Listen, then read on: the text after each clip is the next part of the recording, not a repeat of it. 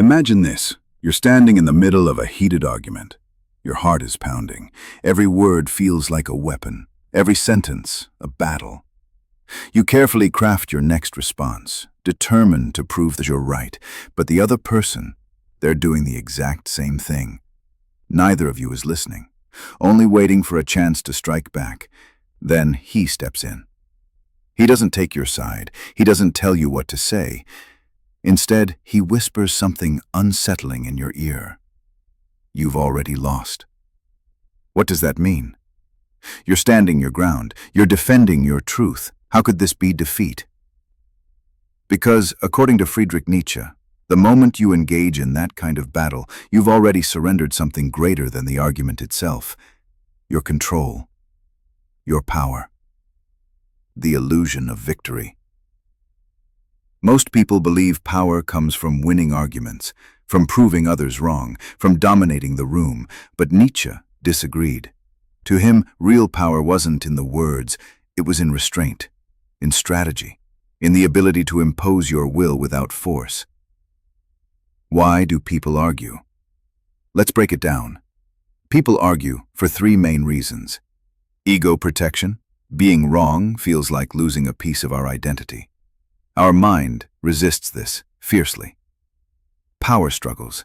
Arguments become battles over dominance. Who speaks last? Who yells louder? Who wins the crowd? Validation. Often, people don't care about truth. They care about being seen as right. But Nietzsche saw these as signs of weakness. He believed those who are easily provoked are being controlled, and the one who reacts emotionally, already defeated. The Übermensch, a higher kind of power.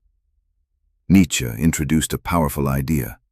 The Übermensch, the overman or superior individual. This person is not a slave to emotions. He doesn't fight over petty opinions. He chooses when to speak and when to stay silent.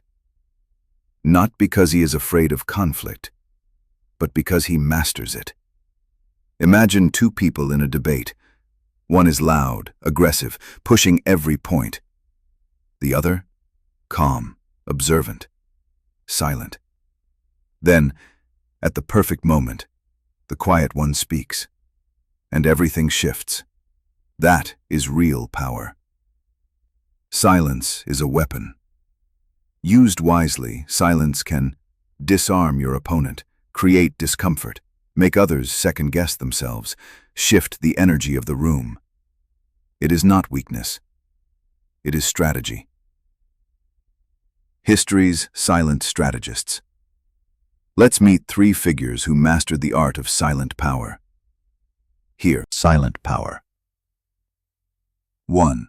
Socrates, winning without fighting. Socrates never shouted. He didn't argue to win. He asked questions. Simple, piercing questions. When an Athenian claimed to be the wisest man, Socrates merely asked, "What is wisdom?" As the man answered, his logic unraveled. Not because Socrates told him he was wrong, but because he made the man realize it himself. This is the power of restraint, leading others to see the truth without ever raising your voice. 2. Steve Jobs, the art of controlled conflict. Jobs didn't avoid conflict. He orchestrated it. He let others argue, resist, debate, then guided them to his vision. When Apple engineers resisted a touchscreen iPhone, he didn't force it. He led them to see it, to believe it was their own idea, and eventually, they built the future. Jobs argued with purpose, not ego. 3. Miyamoto Musashi, the silent samurai. Musashi, undefeated in over 60 duels, often won before the sword was ever drawn. His secret? Psychological warfare. In his duel with Sasaki Kojiro, Musashi showed up late, intentionally. Kojiro was furious, thrown off. That anger cost him the fight. Musashi knew. If your enemy is emotional, they are already weak. Silence versus argument. The hidden psychology.